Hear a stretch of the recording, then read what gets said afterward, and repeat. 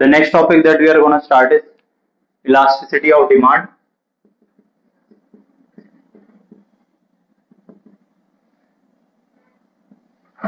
ठीक है, now demand elasticity या इलास्टिसिटी ऑफ डिमांड, इसका मतलब क्या होता है? पहली बात तो इलास्टिसिटी क्या होता है? इसका मतलब होता है कि कितना स्ट्रेच किया जा सकता है कोई चीज को, ठीक है, कितना खींचा जा सकता है। तो डिमांड को भी हम बोलते हैं कि किसी बेसिस पे इन्फ्लुएंस होती है। हमें बोला था ना, चीजें सस्ता कर दो तो लोग ज्यादा खरीदेंगे, बट उसकी भी एक लिमिट है ना, कितना खरीदेंगे। ठीक है, ग्रिफिन्स पैराडॉक्स देखा था हम लोग ने, वहां पे क्या होता था, एक पॉइंट आता था, उसके बाद वो लोग वो चीज और नहीं खरीदते थे, उसकी जगह पे कुछ और बेटर खरीदने लग जाते थे। तो एक लिमिट होता है कि कितना तुम डिमांड को खींच सकते हो, कितना उसको इंक्रीज करवा सकते हो। उसके बाद अगर तुम करोगे तो क्या हो जाएगा, डिमांड और नहीं आएगी, फिर बाद में कुछ ना कुछ प्रॉब्लम्स आने लग जाएगा। इसका एक सिंपल सा एग्जांपल लेते हैं, अनियन।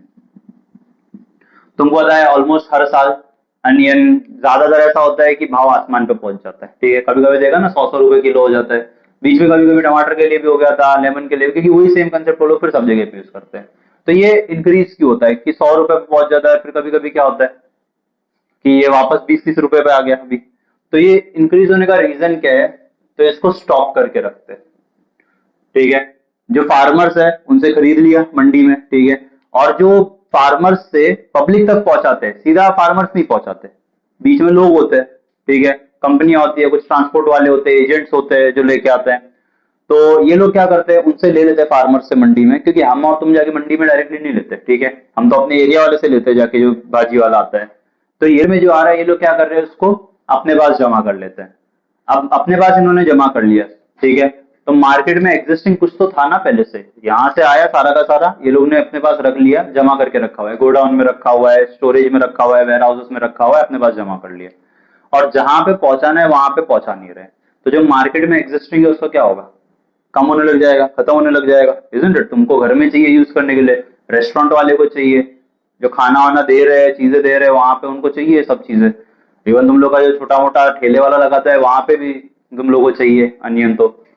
तो ये क्या करेंगे, जो मार्केट में अवेलेबल है वो धीरे धीरे खत्म होता हुआ दिखेगा इनको, तो ये क्या बोलेंगे, भाई मेरे को दे दे, 10 रुपए ज्यादा ले ले चाहिए तो, isn't it? तो जो है उसको और महंगा बेचना शुरू कर देंगे, क्योंकि मार्केट में है ही नहीं। जब चीज कम हो जाती है तो उसका भाव आसमान पे पहुंच ही जाएगा, क्योंकि चाहिए तो सही ना लोगों को। कई लोग खरीदना कम कर देंगे, होता है ना कई बार कि बहुत महंगा हो गया तो कम यूज करेंगे सब, बट कई लोग जिनका बिजनेस इस पे चल रहा है, जिनका घर इस पे चल रहा है, चीजें इस पे चल रहे हैं, वो लोग क्या करेंगे, उनको तो बाय करना पड़ेगा, तो वो लोग थोड़ा एक्सपेंसिव बाय करेंगे। ठीक है, अब ये एक्सपेंसिव बाय करेंगे, तो अब ये क्या करेंगे, जो इन्होंने स्टोर करके रखा है उसमें से थोड़ा सा निकालेंगे, पूरा नहीं निकालेंगे। ठीक है, हम देखेंगे किसी और के पास जाके, मंडी से कहीं और से ले, लेकिन मंडी से तो सारा इन्होंने उठा लिया, फार्मर्स के पास खुद के पास नहीं, क्योंकि फार्मर्स ने भी सारा बेच दिया ना इनको। तो अब या तो दोबारा उगाओ, दूसरा ऑप्शन वही है, दूसरा नया बैच उग के आएगा तब तुमको मिलेगा, उसमें भी कुछ महीने लग जाएंगे, isn't it? तो ये लोग क्या करेंगे, एज इट इज उसको रखेंगे और थोड़ा सा बाहर निकालेंगे मार्केट में, पूरा नहीं निकालेंगे। ठीक है, सिर्फ 5% 10%। अब मार्केट में जो भाव पहले बढ़ गया ना, क्योंकि महंगा हो गया था, तो यही भाव अब फिक्स हो गया, अब यही चलता रहेगा, क्योंकि जो एक बार महंगा हो गया उसको कम नहीं करते। और कम करूं किस बेसिस पे, अगर मेरे पास आ रहा है और मैं बोल रहा हूँ कि 20 रुपए का था, अब 30 रुपए का दूंगा मैं, ठीक है, आ तो कम ही रहे ना, तो 30 रुपए का ही लो, वरना वो 30 रुपए का भी कहीं और नहीं मिल रहा ना, ज्यादातर लोगों के पास आ ही नहीं रहा है, क्योंकि मार्केट में सप्लाई कम हो रही है, तो 30 रुपए का भी इनको नहीं मिल पाएगा। तो ऑप्शन क्या है, या तो लो या फिर वेट करो। तो उनका काम धंधा जो चलाना है उनका क्या करेंगे, तो लो 30 रुपए पे ले लेंगे। अब ये 30 रुपए से फिर और बढ़ा देंगे 40 रुपए। ठीक है, तो क्योंकि वो और कम होने लग जाएगा ना, क्योंकि मार्केट में इतना नहीं आ रहा है कि सबको मिल जाए, तो जिनको मिल रहा है वो और ज्यादा पैसे देके लेने के लिए रेडी है। तो 40 50 60 और धीरे धीरे धीरे धीरे निकालते जाएंगे, ऐसे करते करते 100 तक पहुंच जाते हैं। ठीक है, अब ये पूरा 20 रुपए से 100 120 तक पहुंचाने में इनको कुछ महीने तक तो चला जाता है। ठीक है, महीना 1.5 महीना, तब तक क्या होता है, दूसरा बैच उगाना स्टार्ट कर देते हैं, क्योंकि मार्केट में तो प्रॉब्लम होने लग जाता है, दूसरे कहीं से लाना शुरू कर देते हैं, इंपोर्ट कराना शुरू कर देते हैं। तो इनको मालूम है कि अगर मैं अब इससे ज्यादा होल्ड करके रखूंगा तो क्या हो जाएगा, दूसरी जगह से आ जाएगा और मेरा सारा एज इट इज चला जाएगा। तो ये लोग जितना खींच सकते तो उतना खींच लिया, फिर बाद में क्या किया, लो मार्केट में डाल दो सारा बाजार। तो इसके ऊपर इन्होंने क्या किया, जबरदस्ती स्कैरसिटी क्रिएट करवाई कि कमी है मार्केट में, और उससे क्या किया, प्रॉफिट कमाया। ठीक है, तो ये कितना खींच सकता था, उस पर लिमिट था, डिमांड जबरदस्ती खिंचवाया इसने कि और चाहिए लोगों को, तो और पहुंचाओ धीरे धीरे स्कैरसिटी करके, लेकिन वो एक लिमिट तक ही खींच पाया। क्यों, अगर उससे ज्यादा खींचता तो दो एक चीज हो जाती है, या तो सामान खराब हो जाएगा तुम्हारा, isn't it? पड़े पड़े वो खराब भी हो जाएगा ना, खांदा तो चलो टिक जाता है, कोई और चीज रही तो, isn't it? तो जो चीज थोड़ी चल सकती है उसके ऊपर ही ज्यादा करते हैं, खराब हो जाएगी तो फिर बाद में कोई काम का ही नहीं रहेगा उसका। चलो आर्टिफिशियल स्कैर्सिटी क्रिएट करवा रहे हैं और इनको जानबूझ के महंगा लेने पे फोर्स करते हैं। वैसे ये इलीगल चीज है, बट तुमको पता है इंडिया में लीगल इलीगल क्या है, सब पैसा के दम पे चलता है। तो इसके लिए लोग भर भर के ऐसा कमाते हैं और ये हर साल होता है। अभी तुमने ये कांदे के लिए देखा, अनियन के लिए, सेम लॉजिक के लोग टमाटर के लिए लगाते हैं, सेम इनके लिए लगाते हैं, लेमन के लिए। जेन्युइनली नहीं आ रहा है मार्केट में और नहीं मिल रहा है तो वो तो प्रॉब्लम है, ठीक है, वो समझ में आता है। बट ज्यादातर केसेस में क्या होता है कि आ रहा होता है, एजेंट लोग और बीच के जो लोग हैं वो लोग होल्ड कर लेते हैं और फिर बाद में ये स्कैर्सिटी क्रिएट करते हैं ताकि उससे और पैसा कमाए, ठीक है। सो यहाँ पे इलास्टिसिटी ऑफ डिमांड मतलब कितना तुम स्ट्रेच कर सकते हो उसको ब्रेक किए बिना। अगर ब्रेक कर दिया तो फिर कोई मतलब ही नहीं रहेगा। तो ठीक है, तो इसका कंसेप्ट दो तीन चीजों पे डिपेंड करता है कि किस बेसिस पे इलास्टिसिटी ऑफ डिमांड कर सकते हैं।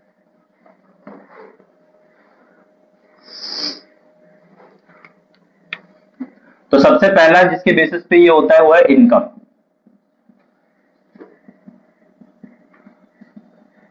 तो डिमांड खिंचवाई जा सकती है इनकम के बेसिस पे। अगर लोगों की इनकम इन जनरल बढ़ गई है तो तुम उस चीज का डिमांड इंक्रीज करवा दोगे कि ये चीज अब लोगों को ज्यादा चाहिए, ठीक है।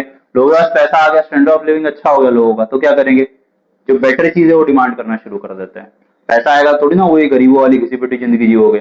सबसे पहला काम क्या करते हैं, अच्छा लाइफ चाहिए अपने को, जो चीजें हैं वो लो। तो इनकम इलास्टिसिटी को EY से डिनोट करते हैं और उसका फॉर्मूला होता है percentage change in quantity demanded upon percentage change in income. कि तुम्हारी क्वांटिटी जो तुम डिमांड कर रहे थे वो कितनी चेंज हो गई। पहले तुम 100 करते थे, अब 120 कर रहे हो, तो कितना परसेंट चेंज हो गया, 20%, ठीक है।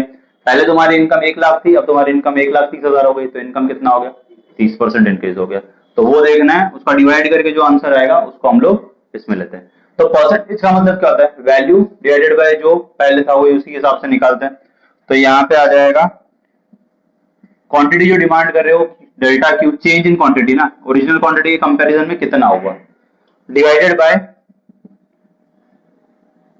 इनकम को y से डिनोट किया है।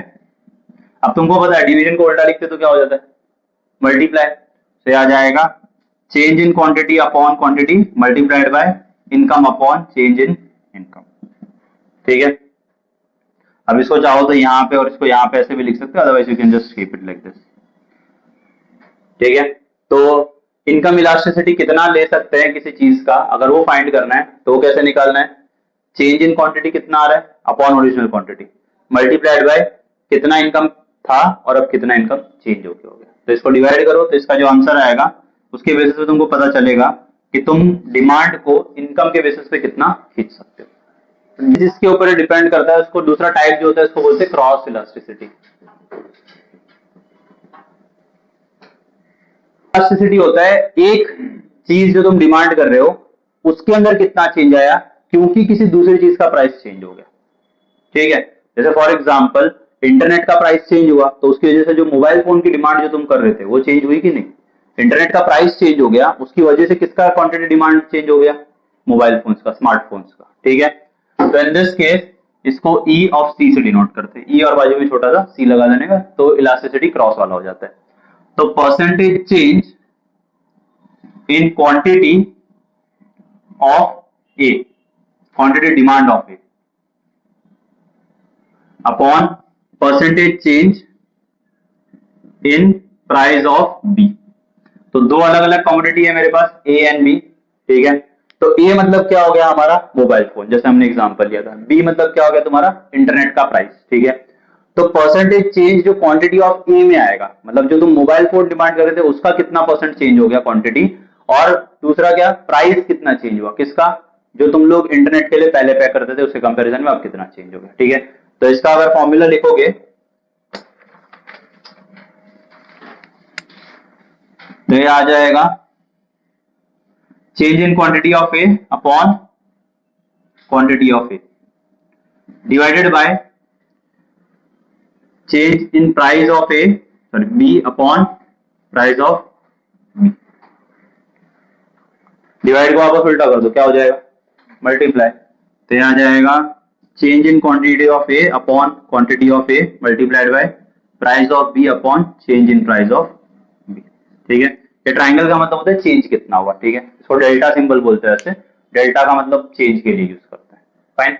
तो ये क्या आएगा तुमको क्रॉस इलास्टिसिटी, एक प्रोडक्ट का प्राइस चेंज होने की वजह से तुम्हारा जो ओरिजिनल प्रोडक्ट था उसके अंदर कितना क्वांटिटी में डिमांड में चेंज हो गया, वो इसके बेसिस पे आएगा। ठीक है। देन तीसरा एंड फाइनल टाइप जो होता है प्राइस इलास्टिसिटी, प्राइस चेंज होने की वजह से कितना क्वांटिटी चेंज होगा। So third type is price elasticity. So in this case जो प्राइस चेंज कर दिया मैंने किसी चीज का, उसकी वजह से भी तो क्वांटिटी चेंज होता है। हमने बोला जो सबसे बेसिक चीज जिसके बेसिस पे क्वांटिटी डिमांड जो कर रहे हो चेंज होता है, किसके बेसिस पे होता है, प्राइस पे। सस्ता होगा तो लोग ज्यादा खरीदते हैं ना चीज को। तो प्राइस इलास्टिसिटी का जो सिंबल आता है ई ऑफ डी होता है, और उसका क्या आएगा, percentage change in quantity demanded upon किस में चेंज होना चाहिए, प्राइस में, परसेंटेज चेंज इन प्राइस।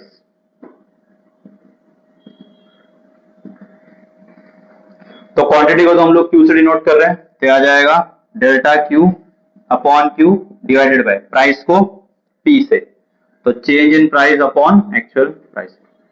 ठीक है, तो इसको उल्टा कर देंगे तो आ जाएगा change in quantity upon quantity multiplied by price upon change in price. तो ये तुमको देता है कि कितना तुम्हारा डिमांड चेंज होगा, या फिर कितना तुम डिमांड स्ट्रेच कर सकते हो, खींच सकते हो, किसके बेसिस पे, प्राइस के बेसिस पे। Fine, clear. तो तीन टाइप की चीजें हैं जिसके बेसिस पे डिमांड को सबसे बेसिक लेवल पे स्ट्रेच किया जा सकता है। सबसे पहला क्या है तुम्हारा, इनकम के बेसिस पे। अगर इनकम चेंज करोगे तो लोगों को खरीदने की एबिलिटी चेंज हो जाती है, इजंट इट। तो उसके लिए उसका फॉर्मूला आएगा, ई वाई से डिनोट होता है इनकम के लिए, delta Q by Q into Y by delta Y, जहां पे क्यू क्या है हमारा, कितना क्वांटिटी है, और वाई क्या है, कितना तुम्हारा इनकम है। दूसरा क्या है, क्रॉस इलास्टिसिटी। क्रॉस इलास्टिसिटी में क्या होता है, किसी एक चीज का क्वांटिटी खरीदना कम ज्यादा हो जाता है अगर किसी दूसरे क्वांटिटी का प्राइस कम ज्यादा हो तो। ठीक है, जैसे कार और पेट्रोल, ये भी एक एग्जांपल है, फ्यूल बेसिकली नॉट पेट्रोल। तो फ्यूल अगर तुम लोगों को सस्ता मिलने लग जाएगा तो गाड़ी अफोर्ड कर पाएंगे ज्यादा लोग। फ्यूल महंगा पड़ता है काफी ज्यादा, इसके लिए लोग शायद कई जन गाड़ी नहीं खरीद पा रहे हैं, क्योंकि ट्रैवलिंग में पैसा बहुत चला जाएगा पेट्रोल डीजल में। तो यहाँ पे E of C is percentage change जो होगा क्वांटिटी में ए के लिए, अगर ए मेरी पहली चीज है जिसका मैं खरीदना बेचना कम कर दे रहा हूँ। ठीक है, और दूसरा जो उसका प्राइस है किसी और चीज का, बी क्वांटिटी हो गया, बी हो गया, तो उसका वैल्यू आएगा delta Q of A upon Q of A into P of B upon delta P of B. ठीक है, और तीसरा एंड फाइनल टाइप क्या है, प्राइस इलास्टिसिटी, कि अगर उसका प्राइस चेंज हुआ तो प्राइस के बेसिस पे उसका क्या क्या वैल्यूज चेंज हो सकता है, इलास्टिसिटी में कितना खींच सकते हैं उसको। तो उसको ई ऑफ डी से डिनोट करेंगे, delta Q by Q into P by delta P. P मतलब तुम्हारा प्राइस, चीज का प्राइस ही जो मार्केट में था वो कम हो गया तो ऑब्वियसली डिमांड उसकी खींची जा सकती है और ज्यादा। Fine with this, all right. Now as we have seen, तीन अलग अलग टाइप के इलास्टिसिटी ऑफ डिमांड होते हैं, बट हमारा फोकस मेनली प्राइस पे होता है, बिकॉज हमने डिमांड एनालिसिस में सबसे पहला स्टेटमेंट यही बोला था कि अगर प्राइस बढ़ेगा तो चीज का डिमांड कम हो जाएगा, और प्राइस कम होगा तो डिमांड बढ़ जाएगा। ठीक है, तो प्राइस और डिमांड उल्टे चलते हैं। हम लोग मोस्टली प्राइस के ऊपर ही देखने वाले, तो हम टाइप्स ऑफ प्राइस इलास्टिसिटी देखते हैं।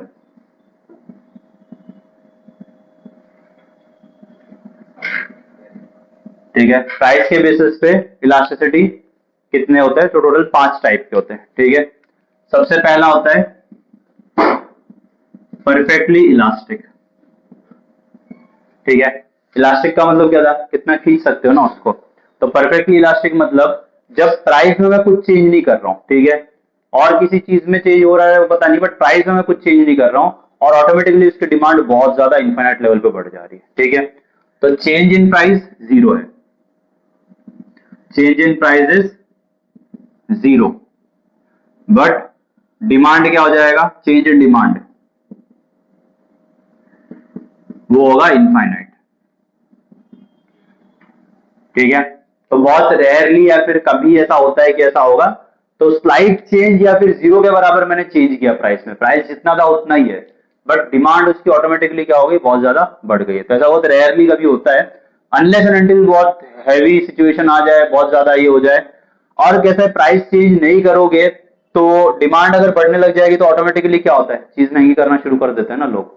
ठीक है, जैसे हमने पहले भी एक एग्जांपल दिया सैनिटाइजर का, लॉकडाउन लगते ही सैनिटाइजर की डिमांड सबको थी कि सैनिटाइजर दो सैनिटाइजर दो, उसके प्राइस में कोई चेंज नहीं किया था, सिर्फ सिचुएशन ऐसा आ गया कि उसके बाद लोगों को डिमांड करना पड़ गया, ठीक है। तो डिमांड करते मार्केट में जो था उन्होंने क्या किया, सैनिटाइजर का प्राइस आसमान पे कर दिया, 2-2 ढाई हजार का सैनिटाइजर बेच रहे थे, छोटा छोटा सा, ठीक है। तो ये रियलिटी में 100% पॉसिबल नहीं है, तो ये सिर्फ एक आइडियल सिनेरियो है, ठीक है, थियोरेटिकल कंसेप्ट है।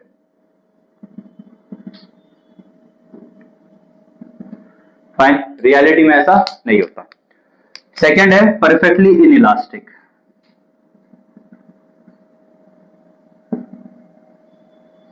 तो परफेक्टली इनइलास्टिक में क्या होता है, इलास्टिक में क्या था कि अगर मैंने प्राइस चेंज नहीं किया तो डिमांड बहुत ज्यादा उसका चेंज हो गया, बढ़ गया या कम हो गया। परफेक्टली इनइलास्टिक में क्या होगा, प्राइस बहुत चेंज कर रहा हूं बट डिमांड पे कुछ असर ही नहीं पड़ रहा है, ठीक है। इसका उल्टा होगा ना, इलास्टिक का उल्टा इनइलास्टिक होता है। इलास्टिक में क्या था कि तुमने प्राइस चेंज नहीं किया बट क्वांटिटी डिमांडेड ऑटोमेटिकली बहुत बढ़ गया, ऑलमोस्ट इन्फिनिटी जितना बढ़ गया कि डिमांड पे डिमांड चल रही है उसकी। इनइलास्टिक में उसका रिवर्स हो जाएगा, तुम प्राइस बहुत चेंज कर रहे हो बट क्वांटिटी पे कोई फर्क ही नहीं पड़ रहा है, ठीक है। तो change in price is almost infinite but change in demand, quantity जो डिमांड कर रहे हैं वो अभी भी जीरो ही है, ठीक है। तो प्राइस इधर उधर कर रहे हैं बट लोग उसको डिमांड ही नहीं कर रहे। कोई बहुत घटिया प्रोडक्ट है, ठीक है, फॉर एग्जांपल देते हैं, कोई घटिया सा प्रोडक्ट है जो मार्केट में लोग यूज भी नहीं करना चाहते बट पड़ा हुआ है, फाइन।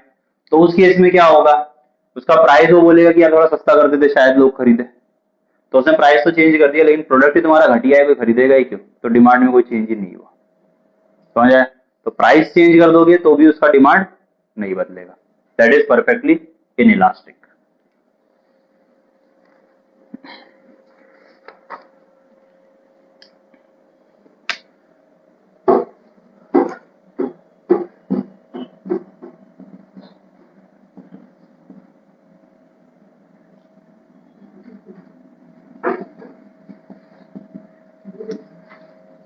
ओके, थर्ड टाइप जो आता है वो यूनिटरी इलास्टिक। यूनिटरी का मतलब क्या होता है, यूनिट मतलब एक यूनिट चेंज होगा, तो बेसिकली जितना तुमने प्राइस चेंज किया उतना उसका डिमांड चेंज हो गया।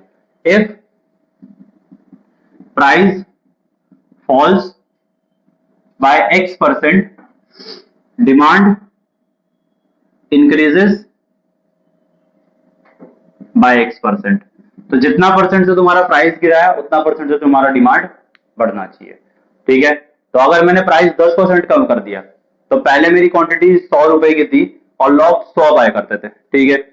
अब 100 से मैंने 10% कम कर दिया तो 90 रुपीज का कर दिया मैंने, परसेंटेज कितना 10 कम कर दिया, तो अब बाय करना कितना कर देना चाहिए उनको 110, ठीक है। तो ये यूनिटरी है, ये आइडियल सिनेरियो है कि ऐसा चलना चाहिए, बट रियलिटी में ऐसा होता नहीं है, बहुत से फैक्टर है जो इन्फ्लुएंस करते हैं।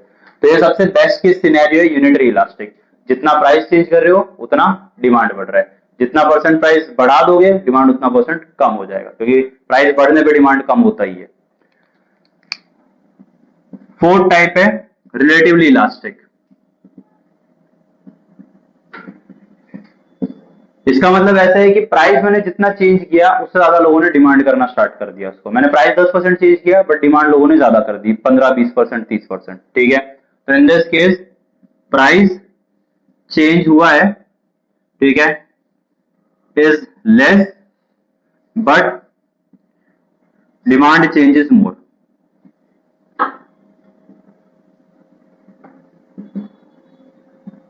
ठीक है, फाइन। तो अगर तुम प्राइस चेंज करोगे तो जितना तुम प्राइस चेंज करोगे, सपोज तुमने प्राइस यहाँ पे बोला ना 10% कम किया, तो 10% नहीं 20% लोग बाय करना ज्यादा कर दे रहे हैं।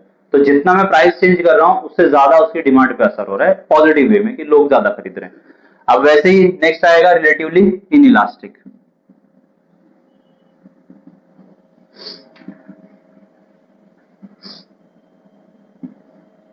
ठीक है, इनइलास्टिक में क्या हो जाएगा, इसका उल्टा, कि मैं जितना प्राइस चेंज कर रहा हूं उससे कम लोग डिमांड कर रहे हैं, ठीक है। मैंने 10% चेंज किया और लोगों ने क्या किया, सिर्फ 5% डिमांड इंक्रीज किया।